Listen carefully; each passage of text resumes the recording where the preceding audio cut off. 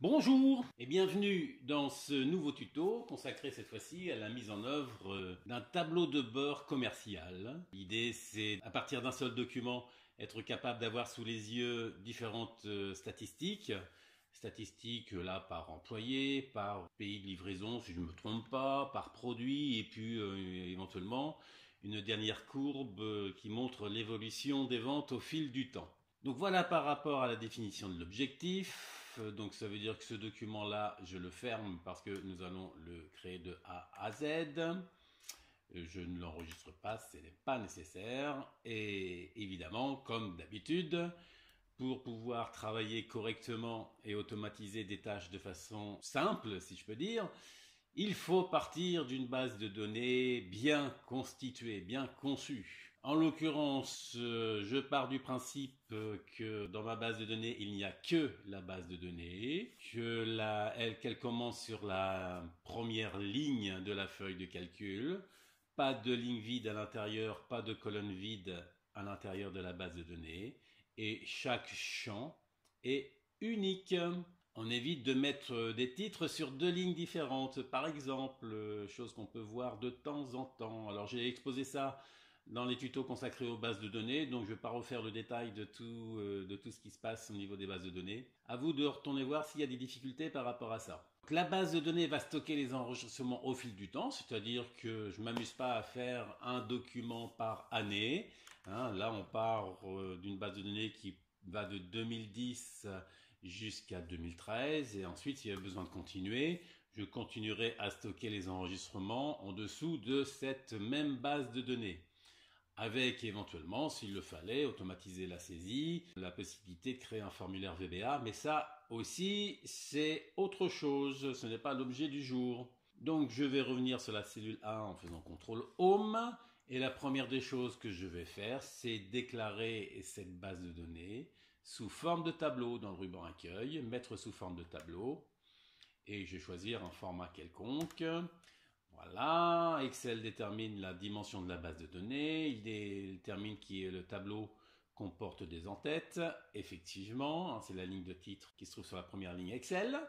Je valide ça et je me retrouve avec un onglet supplémentaire au niveau du ruban, outils de tableau et la possibilité donc de nommer le tableau. Voilà, BDD par exemple comme base de données, mais ce n'est pas un nom imposé évidemment, je valide.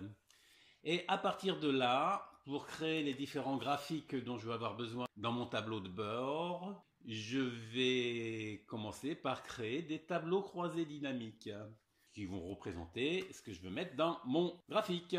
Donc insertion ou directement outil de tableau puisque je suis dans l'onglet de tableau. On a directement la possibilité, si vous êtes sur la version 2013, sur les anciennes versions, je ne suis pas certain que la commande tableau croisé dynamique figure dans les outils de tableau. Auquel cas, il faudrait aller dans insertion. Vous allez retrouver également cette commande-là dans insertion tableau croisé dynamique. Donc, insertion tableau croisé dynamique.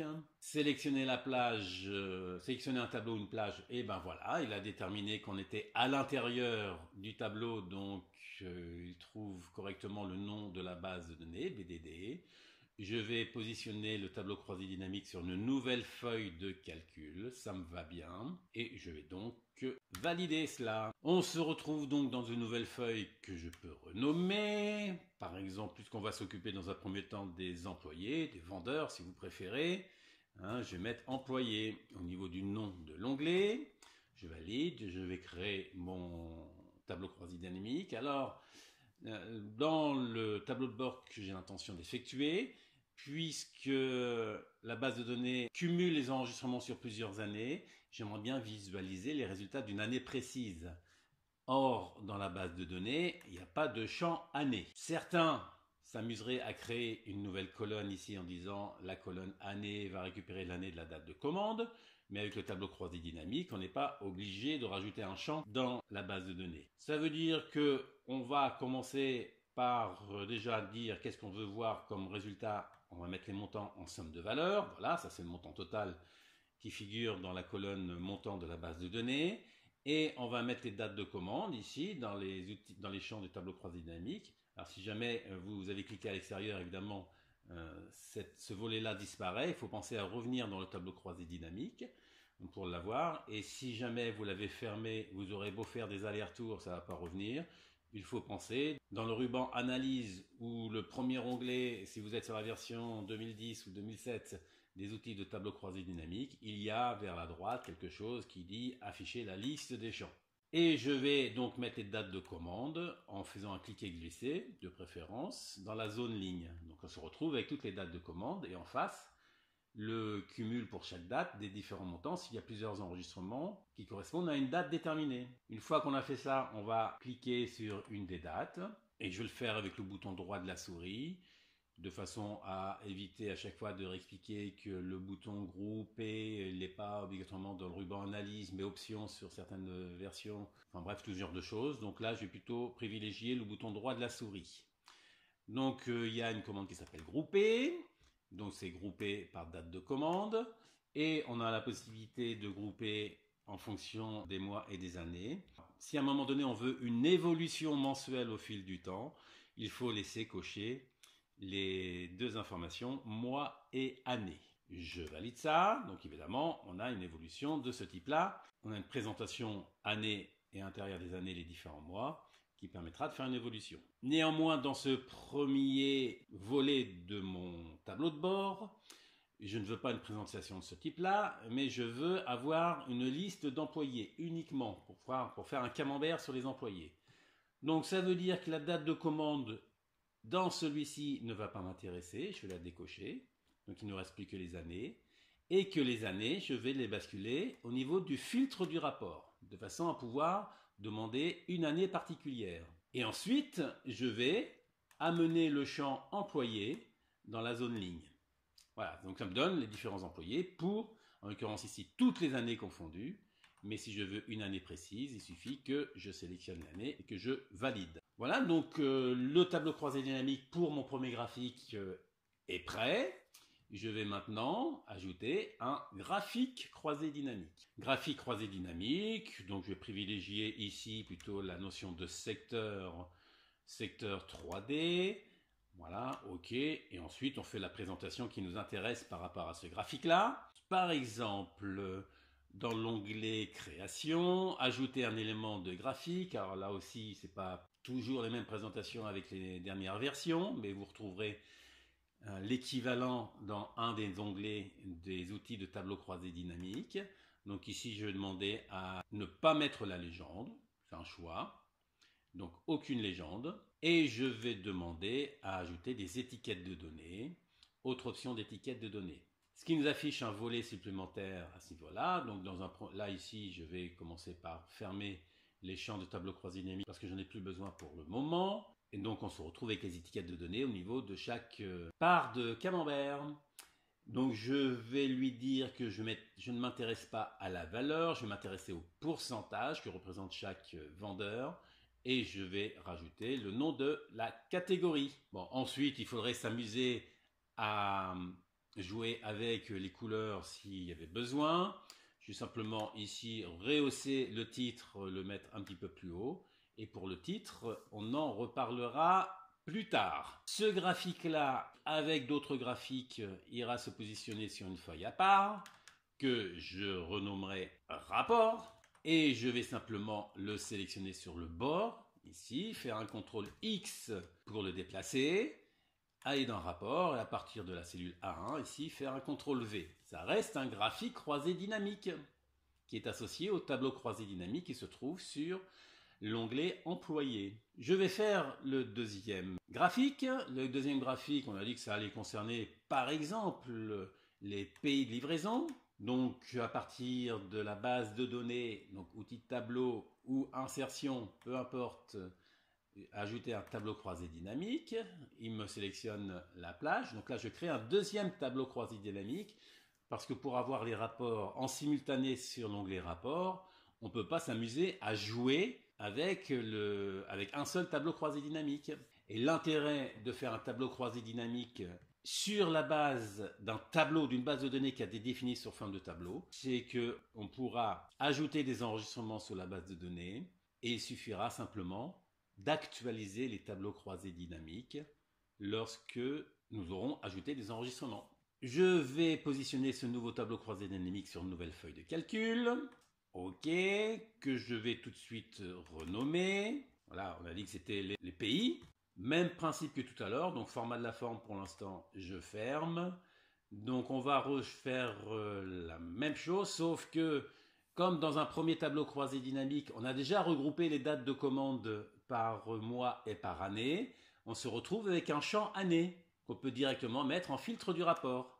Donc ce qui nous fait gagner un petit peu de temps, parce qu'il suffit juste d'ajouter le champ montant dans le champ valeur et le champ pays de livraison dans le champ ligne. Voilà ce qui nous fait notre tableau croisé dynamique. Et pour cela, donc choisir une année. Mais là aussi, pour l'automatisation, on reparlera de ce filtre un petit peu plus tard. Il me reste donc à créer le graphique croisé dynamique. Je suis toujours partir sur la base d'un secteur, mais cette fois-ci, étant donné qu'il y a un peu plus de pays que d'employés tout à l'heure, je vais prendre un autre type de secteur, secteur de secteur. Voilà, et par rapport à celui-ci, même chose, dans l'onglet création, je vais lui dire que je ne veux pas de légende, aucune. En revanche, étiquette de données, autre option d'étiquette de données, même principe que tout à l'heure. Nom de la catégorie, les valeurs, on va dire que j'en mets pas, mais si vous voulez les garder, évidemment, vous avez le droit de les garder. Je vais mettre les pourcentages. Et en sélectionnant une des parts de camembert ici, on voit que le graphique sépare les différentes parts en fonction de la position qu'il y a à l'intérieur du tableau qui lui sert de référence. Et moi, je vais lui dire, c'est pas la position qui m'intéresse, mais je veux que la séparation se fasse en fonction d'une valeur de pourcentage que je vais définir. Donc, comme il y a un peu plus d'une dizaine de pays, voilà, je regarde ce qui paraît cohérent. Hein, à partir d'une certaine situation, on va se dire, ça c'est cohérent de le garder comme ça. Donc, je vais laisser comme ça. Ça veut dire qu'on a les gros pays à gauche et les petits pays à droite. Le titre, je le repositionne un petit peu plus haut. Une fois qu'on a terminé, on clique sur le bord du graphique, CTRL C, on va sur notre feuille rapport, on va fermer ça pour l'instant, je me positionne à côté du précédent graphique, CTRL V, et on se retrouve ici avec les pays. Voilà, donc ça paraît cohérent au niveau des dimensions. Ensuite, on va s'intéresser aux produits. Donc, je retourne dans ma feuille export. On est toujours avec une cellule sélectionnée dans notre base de données. Tableau, outil de tableau, tableau croisé dynamique. Mettre cela sur une nouvelle feuille de calcul. Bien. On va refaire le champ année en filtre du rapport. Filtre. On a dit que c'était les produits qui nous intéressaient en ligne, les montants qui nous intéressaient en valeur. Et à partir de là, donc possibilité de filtrer. Ok, donc le fait de faire un filtre sur un des tableaux croisés dynamiques, le filtre n'est pas reporté automatiquement sur les autres. Tiens, il est resté ici. J'ai dû faire un CTRL C tout à l'heure au lieu de faire un CTRL X. Donc ici, je vais le supprimer au passage. Puis je vais vérifier au niveau de l'employé. Bon là, c'est bien parti. Dans ma feuille rapport, on est toujours avec les deux graphiques ici. Donc je reviens sur ma feuille K que j'ai oublié de renommer. Donc c'est préférable quand même de la renommer en disant produit. Ok, et puis donc par rapport à, je vais prendre une année complète pour avoir la liste des produits. À la limite, tout, dans un premier temps, je vais prendre tous. Pour avoir tous les produits, on va retourner, donc créer un nouveau graphique. Analyse, graphique croisé dynamique. Je vais faire cette fois-ci, tiens, histoire de, pourquoi pas faire un petit radar. Bon, histoire de varier les plaisirs au niveau des graphiques. Ok. Donc voilà, donc ça va se présenter de cette façon-là. Là, je ne vais pas avoir besoin de légende dans la mesure où il n'y a qu'une série de représentés dans notre radar. Ça veut dire que dans l'onglet création, ajouter un élément graphique, je vais retirer la légende, aucune légende, ce qui va me permettre d'avoir un peu plus de place au niveau du graphique. On va voir si c'est cohérent, si c'est pas cohérent, on essaiera de changer ça.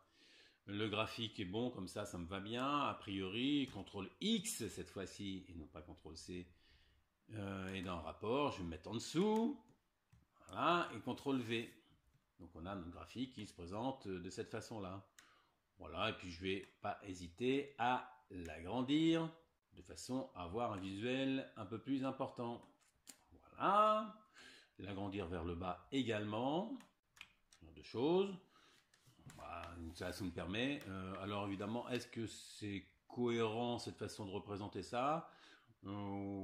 Ouais, c'est pas terrible quand même, parce que là on voit pas trop par ici à qui ça correspond. Hein. Ça correspond aux arrosoirs ici, le bougainvillier. Bon, on a du mal à visualiser ce qu'il y a à l'intérieur. Donc le type radar dans le cas présent, pas forcément génial, quoi, hein. Donc on va changer ça, donc on va se remettre dans le graphique, création, et on va modifier le type de graphique, voilà, à cet endroit-là, et on va lui mettre finalement, le laisser en secteur de secteur, comme tout à l'heure, voilà, en ajoutant les étiquettes de données, autre option d'étiquettes de données, de façon à ajouter le nom des catégories. Là, je vais laisser les valeurs, tiens, puis je vais rajouter les pourcentages, en mettant comme séparateur non pas un point virgule, mais en lui disant de mettre chaque information sur une nouvelle ligne. Voilà, chaque information se met sur des lignes différentes. Accessoirement, on va rechercher en format nombre ici en bas. Au niveau de format nombre, on va simplement lui dire de le lier à la source. Et puis on va voir si on modifie dans l'onglet produit à ce niveau-là, qu'on va retrouver en affichant la liste des champs. On a somme de valeur, somme de montant ici en bas. Et là, on va demander à accéder aux paramètres des champs de valeur. Et en bas, en dessous ici, il y a format de nombre. Format de nombre, on va lui demander de mettre son format de nombre avec 0 décimal et séparateur de milliers. Ok, allons voir si dans le rapport il a modifié quelque chose. Voilà, au niveau du rapport, il a donc adapté le format du nombre à ce que j'ai mis dans le tableau croisé dynamique. Bon, voilà une façon de mettre en forme les nombres. Je vais refermer tout cela. Oui, alors j'ai refermé la liste des champs. Évidemment, on va remettre la liste des champs de façon à, en cliquant sur une départ de camembert ici. C'est pas la liste des champs qu'il me faut, mais on va y aller avec le bouton droit de la souris, mettre en forme une série de données. Mais voilà, c'est la série de données qui m'intéresse. Et donc là, on va remettre en fonction de valeur de pourcentage et en réglant un petit peu la valeur de pourcentage de façon à ce qu'au niveau du graphique, voilà, ce soit un petit peu plus lisible. Ok, je referme cette fenêtre-là et donc on se retrouve avec ce troisième graphique. Nous allons maintenant faire le dernier graphique pour ce tableau de bord. Pour ce dernier graphique, donc on va retourner dans la base export. Cette fois-ci, il s'agit de faire une évolution au fil du temps sur l'ensemble de la période de la base de données. Outil de tableau, tableau croisé dynamique. Toujours même principe, sur une nouvelle feuille de calcul, ça me va bien. Et on va mettre les années en ligne directement cette fois-ci. Et en dessous des années, on va remettre les dates de commande qui, elles, vont être regroupées en mois de façon automatique. Et directement les montants de cette façon-là. Et puis, on va en rester là sur le besoin, pas de besoin de faire de filtre là-dessus. Donc, graphique croisé dynamique. Cette fois-ci, je vais faire une courbe, voilà, directement une courbe. Ok. La courbe, ça me va bien. Pas besoin de légende dans la mesure où on n'a qu'une série de données. On n'a pas besoin de légende. Sinon, si jamais il y avait plusieurs séries de données à représenter dans ces graphiques-là, au niveau de l'onglet création, ajouter un élément du graphique, je mettrai la légende en bas plutôt que à côté. Ça fera un peu plus de place dans le sens de la largeur. Mais ici, je vais directement la supprimer, cette légende, dans la mesure où je n'en ai pas besoin. Le titre, on va le positionner là-haut.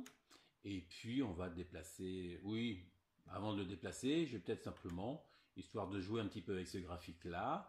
Donc, je sélectionne la courbe d'évolution. Et je vais ajouter un élément graphique, courbe de tendance, avec autre option de la courbe de tendance. Donc je vais virer le volet champ de tableau croisé dynamique dont je n'ai pas besoin pour l'instant. On va faire une tendance linéaire et on va demander à afficher l'équation sur la courbe de façon à savoir de combien on progresse chaque mois, en moyenne évidemment. Et on va faire une prévision sur le futur, c'est-à-dire en respectant cette tendance-là. Voilà ce qui devrait se passer d'ici la fin de l'année suivante. Ok pour cette courbe de tendance-là. Donc, en recliquant sur le bord du graphique, CTRL X. Je reviens dans mon rapport et je vais repositionner, ça je vais fermer, repositionner ce graphique-là en dessous des autres.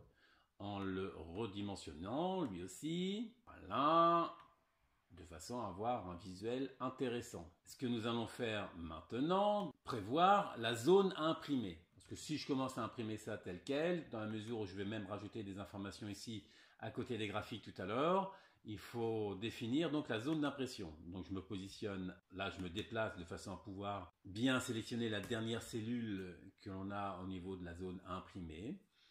Et je vais faire un Shift Control Home. Home, c'est la touche là, qui a la flèche légèrement en biais, orientée en haut à gauche. Donc pour sélectionner toute la plage en arrière-plan qui allait de la cellule où j'étais jusqu'à la cellule A1 en remontant. Et dans l'onglet mise en page du ruban, nous allons demander à définir la zone d'impression. Voilà. Et à partir de là, je vais pouvoir regarder un petit peu ce que ça donne. Aperçu avant impression. Donc là, il me met les graphiques sur 4 pages. Ici, dans la partie gauche, il n'y a pas de mise à l'échelle. On va demander à ajuster la feuille entière sur une seule page. Et on va voir si c'est cohérent par rapport à nos graphiques. Bah, écoutez, on n'est pas trop mal par rapport à ça. S'il y avait besoin de gérer certaines choses, par exemple dire oh, on peut se permettre d'agrandir les graphiques du haut, qu'est-ce que je ferais? Je ne m'embêterai pas plus que ça. Je me positionnerai, je sélectionnerai ici une des lignes à l'intérieur, par exemple entre 5 et 6. On agrandit la ligne et ça agrandit automatiquement le graphique qui se trouve en superposition de cette ligne-là. Un petit aperçu avant impression pour voir ce que ça donne. Et à partir de là, on va pouvoir faire la mise en page. Les marges, on va les définir peut-être un peu plus petites. Donc pour les faire de 0,5 en 0,5, je retourne jusqu'à 0 et je remonte. Voilà, plutôt que de saisir directement 0,5. N'essayez pas d'aller en dessous de 0,5, vous risqueriez d'avoir des surprises au moment de l'impression. Et puis on va demander à centrer horizontalement et verticalement. Accessoirement, un en-tête de page personnalisé. Et au centre de la page, voilà, tableau de bord commercial. Avec une mise en forme qui va bien, je sélectionne, je vais sur le A. On va mettre ça en un peu plus gros. Et puis une police qui peut être sympa pour un titre. Faire ressortir la couleur, voilà, double souligné. Et puis tout ça, ça va me suffire. Ouais, et donc évidemment, comme j'ai mis une marge haute de 0,5, c'est un petit peu juste à ce niveau-là. Donc on va retourner pour lui dire qu'en haut, puisqu'on a une marge d'en-tête à 0,8, il peut y avoir un petit peu de superposition. Donc je vais mettre une marge haute de 1,5, de façon à ce que ce soit un peu plus cohérent. Voilà, là au moins on voit le titre. Eh bien écoutez, tout ça, ça me paraît plutôt sympathique. Donc maintenant, on va passer à l'automatisation de ce rapport-là. Oui, alors comme on va automatiser, il est possible qu'on joue un petit peu avec du VBA. Donc surtout la base de données Explorer ici, on ne va pas la laisser en XLSX, mais on va penser à l'enregistrer sous. Donc là, vous choisissez un dossier dans lequel vous voulez le mettre. Voilà. Et à la place de classeur Excel, on va lui dire classeur Excel prenant en charge les macros. Et je vais même le renommer complètement en mettant tableau de bord. Donc enregistrer, et quelque part on va lui dire qu'on va s'intéresser à une certaine année. Deux points, puis l'année je vais la mettre en dessous, 2010 pour l'instant. Et bien évidemment, ici partout il ne met pas forcément obligatoirement l'année 2010, parce que les tableaux croisés dynamiques, eux, ils ne s'adaptent pas à ça. Donc cette cellule 2010, je vais commencer par lui donner un nom. Voilà, je la sélectionne, je la renomme année. Et on va préparer dans les cellules à côté les différents titres que l'on souhaite pour les différents graphiques.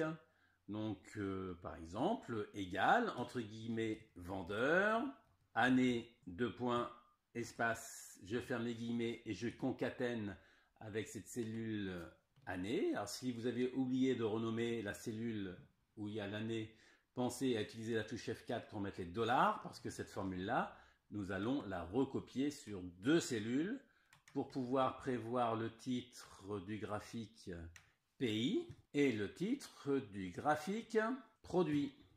Voilà, ensuite une fois qu'on a fait ça, directement je sélectionne le titre dans ce graphique des vendeurs en cliquant sur le bord et non pas à l'intérieur, de façon à ce qu'il n'y a pas de curseur clignotant à l'intérieur. On fait directement égal et on lui dit que ce sera ce qu'on a saisi dans cette cellule-là. Accessoirement, je recentre.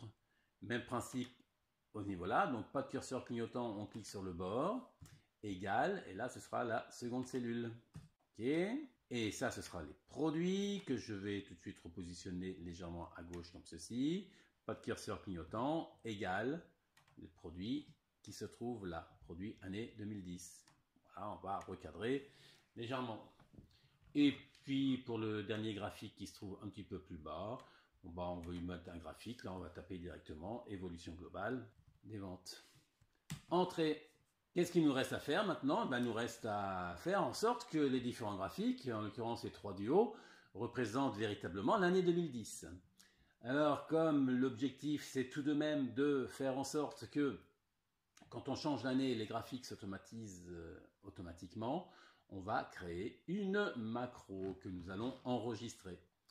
Donc, nous allons aller dans l'onglet développeur, enregistrer une macro, voilà, mise à jour un graphique, sans espace, on n'a pas le droit d'espace, même après mettre un S, enregistrer la macro dans ce classeur-là, ben oui, ça concerne ce classeur-là et non pas un autre ou le classeur de macro personnel. Et puis la description, si vous voulez mettre une description, libre à vous. Et à partir du moment où on fait OK, évidemment, on n'a pas le droit de faire autre chose que ce qu'il est prévu de faire. Donc l'idée, c'est de sélectionner l'année que l'on a éventuellement modifiée. Donc je me positionne dessus. Je fais un CTRL-C pour la copier.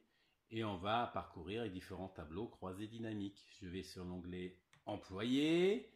Et je me mets sur la cellule B1. Attention, là, donc là, pour le coup, il ne faudra pas que cette cellule-là bouge à l'avenir. On est sur B1, on est sur B1. Il ne faudra pas qu'elle se retrouve ailleurs. On ne faudra pas s'amuser à déplacer le tableau croisé dynamique sur cette feuille-là. Et je colle, CTRL-V. Ouais, alors, oui, donc le copier-coller, finalement, ne marche pas au niveau d'un filtre de tableau croisé dynamique. Donc, ce que nous allons faire, on va simplement lui dire ici, je sélectionne une année quelconque. Ensuite, on ira voir dans le code pour faire en sorte que cela fonctionne. Et nous allons en profiter pour, au niveau de l'analyse du tableau croisé dynamique, demander à tout actualiser. Actualiser tout. Ça va actualiser tous les tableaux croisés dynamiques qui sont constitués à partir de la même base de données export. Ensuite, on va dans Pays. Dans Pays, on va là aussi lui sélectionner une autre date, une autre année. Donc là, je la change directement. Et dans Produit, on va là aussi lui indiquer une date. Au niveau de l'enregistrement de la macro, on va simplement finaliser en revenant sur le rapport, histoire de revenir sur le rapport une fois que la macro sera terminée. On dira qu'il n'y a que cela à faire, à adapter avec ce qui va suivre. Donc j'arrête l'enregistrement de la macro et pour aller visualiser la macro par elle-même, je vais aller dans macro et j'ai la macro mise à jour graphique qui se trouve dans la liste des macros ici. Je vais demander à la modifier. Voilà ce qu'elle nous a fait. Donc, par rapport à ce qu'on a fait, évidemment, il y a des choses qui sont obsolètes. Ça veut dire que, en l'occurrence, la première partie, range n2.select et sélection.copy, c'est pas la peine, puisqu'on a vu que le copier-coller ne fonctionne pas. Donc, on est sur la feuille employé. Le range b1.select, on s'en fiche aussi, finalement. Donc, ce que fait la macro, elle commence par effacer les filtres pour lui dire que le filtre, au niveau du filtre, voilà, pivot field année, donc au niveau de l'année, on veut une certaine année. Nous, qu'est-ce qu'on va lui mettre ici? Alors là, si on regarde bien, on voit que le filtre par lui-même, c'est une chaîne de caractères, il y a des guillemets quelque part. Alors si on lui dit qu'à ce niveau-là, il faut récupérer la valeur de la cellule année, qui s'appelle année, qu'on a renommé année dans la feuille de calcul rapport, il faut le transformer en texte, sinon ça ne va pas fonctionner. Donc on va tout de suite lui dire vba.cstr, ça permet de convertir en chaîne de caractères, en string, entre parenthèses, range, et entre guillemets, voilà, année. Et ça, évidemment, avec une nouvelle parenthèse à la fin, puisqu'on a mis un CSTR, il nous faut deux parenthèses fermées. La première parenthèse qui ferme le range, la deuxième qui ferme le CSTR. Et on va faire ça pour tous les deux autres tableaux croisés dynamiques. Donc je prends ça, CTRL-C, ici CTRL-V, et ici CTRL-V. Voilà, une petite sauvegarde au passage. un petit débugage histoire de vérifier qu'il n'y a pas d'erreur majeure au niveau du code. Et nous allons maintenant définir l'endroit, comment exécuter cette mise à jour graphique. Alors je vais y aller directement, je vais aller directement prendre ça, donc je fais un CTRL-C au niveau du nom de la macro. Et l'idée, ce serait bien si on pouvait exécuter cette macro-là lorsqu'on fait une modification, pardon, on est sur tableau de bord.xlsm, à l'intérieur de la feuille rapport. Dans la feuille rapport, on a déjà évoqué la possibilité de créer des procédures événementielles, donc on va s'intéresser au worksheet, non pas si on change la sélection, mais si on fait une modification sur la feuille worksheet. Alors, évidemment, la modification est la cellule ou la plage qui a été modifiée est renvoyée par l'argument target à l'intérieur de cette private sub. Donc, il faut passer en revue toutes les cellules de la target pour savoir si parmi celles-ci, il y a une qui correspond à l'année.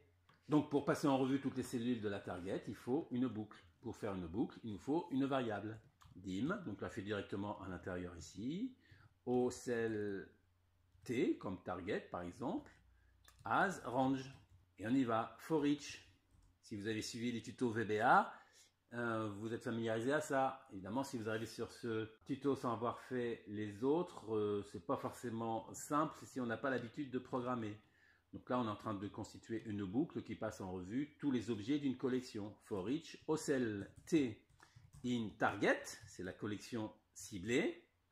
Je ferme tout de suite la boucle avec le next et je reviens au milieu avec une indentation pour bien montrer qu'il y a une structure hiérarchisée à l'intérieur de cette partie de programme, en quelque sorte, de code, pour lui dire ce qu'il faut faire. Alors là, il faut tester si la target, ça correspond à la cellule année. Donc if, puisqu'il faut faire un test, au cell t.adresse, on va le déterminer avec son adresse, égale range année.adresse, même principe, donc si c'est les mêmes adresses, ça veut dire que là, effectivement, range année.adresse, évidemment, comme c'est un if, il faut poursuivre en mettant un zen. Alors, je ferme tout de suite la structure de if, la structure de test avec le endif, j'indente au milieu, et donc on va lui préciser qu'il faut qu'il exécute la macro, directement, CTRL-V, mise à jour graphique.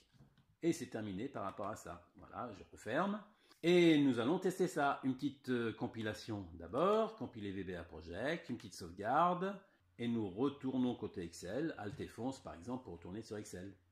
Et pour tester ça, c'est simple, on va simplement lui dire qu'on veut s'intéresser à 2011. Alors, on va vérifier, hein, regardez bien le graphique. 2011, la forme des graphiques, les pourcentages, tout ça, ça devrait s'ajuster. Je valide. Donc là, il met un petit peu de temps à le faire. Je ne suis pas certain de l'avoir vu s'ajuster. On est toujours à 5%, 8% ici. Je vais mettre 2012. Ah oui, là on est passé à 6%, là 9%. Donc effectivement, ça a changé, ça a bougé.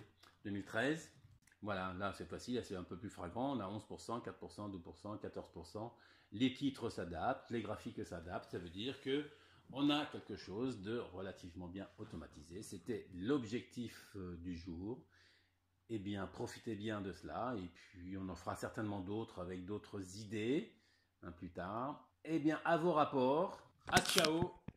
Bonne soirée si c'est le soir. Sinon, débrouillez-vous.